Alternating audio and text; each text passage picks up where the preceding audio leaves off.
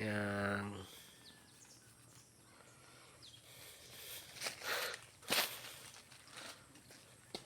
Ito po ang gawain ng aking magulang.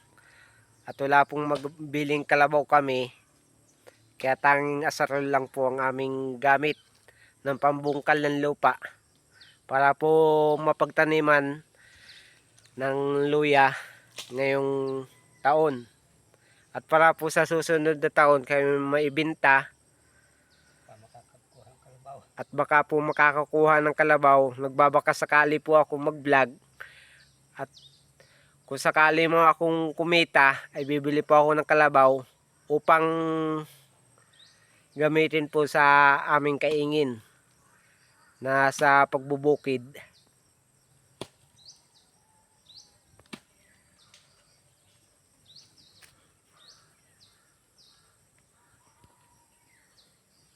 Maraming pong salamat sa gustong tumulong. Marami pong salamat sa gusto pong tumulong.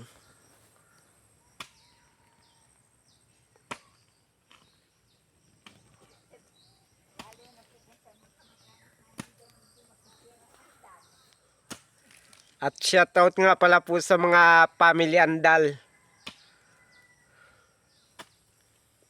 Diyan po sa bayan ng Batangas, Lubo po.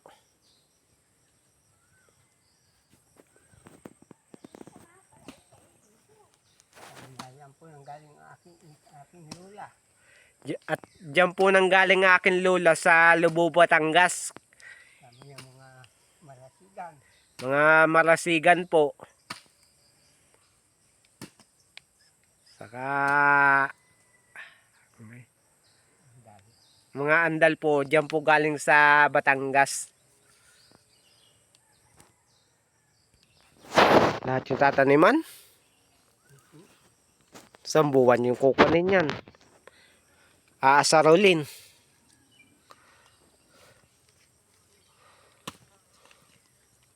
Kung may kalabaw, saglit lang yan. Mga 6 na linya yan. Pag kinalabaw.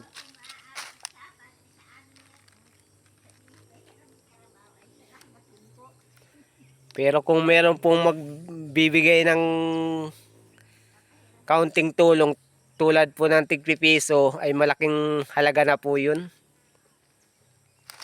Isang halimbawa po sa 1,000 katao na tig-piso ay diga po pag pinagsama-sama 1,000 piso din po yun.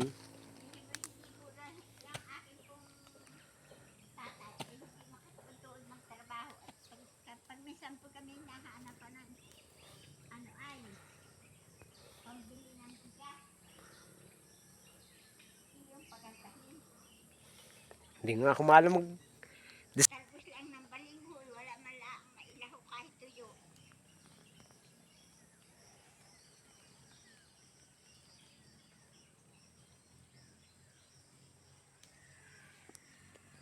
ganda ng view ng kaingin.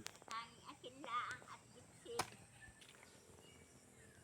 Yung palang kahulugan ng okay. Tama, akala ko ayos. Sayag. Ang kahulugan mo na puso.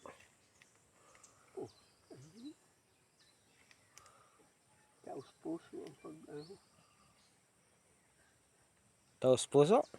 pagmamahal. Buhat sa puso.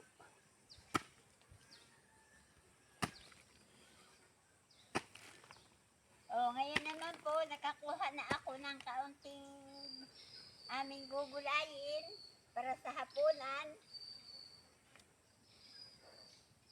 Ay, ako po ay uuwi na rin sa aming bahay para ako ay magluto at pagdating ng aking mahal sa buhay ay kami ay kakain na. Yan.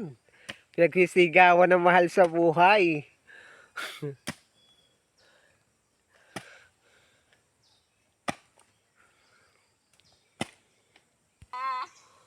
Ano ay nasa nyugan,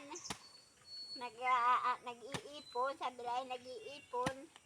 Ayun po'y pagdadating ay ang tanong po ay kung may kanin. Ay pag minsan lang po nagkakataong kaming walang bigas, ay ang sabi ko, at paano ako makakapagsaing? Wala naman tayong bigas,